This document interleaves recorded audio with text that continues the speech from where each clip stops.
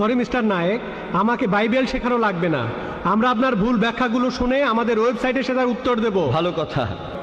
যিশুকে বিশ্বাস করা বলতে কি বোঝাচ্ছেন? নবী হিসাবে বিশ্বাস করা? যিশুর এই কথাটা বিশ্বাস করি, আমি সত্য আর জীবনের একমাত্র পথ। এ কথার মানে কি? এর মানে যীশু খ্রিস্ট হলেন ঈশ্বর। ভাই এবারে বাইবেলের উদ্ধৃতি দিলেন। জনে আছে এই কথাটা। আমি আপনাকে রেফারেন্সটা বলছি, রেফারেন্সটা আমি বলছি, সমস্যা নেই। রেফারেন্সটা কি? জনের 14 নম্বর অধ্যায়। আপনিই বললেন। অনুচ্ছেদ? আমাকে বাইবেল দেখে বলতে হবে।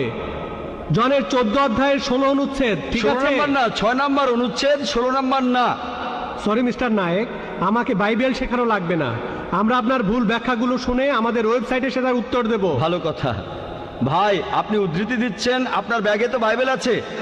গোটা বাইবেলের মধ্যে পরিষ্কারভাবে বলা এমন একটা কথাও নেই যেখানে যিশু বা ঈসা আলাইহিস সালাম নিজে বলেছেন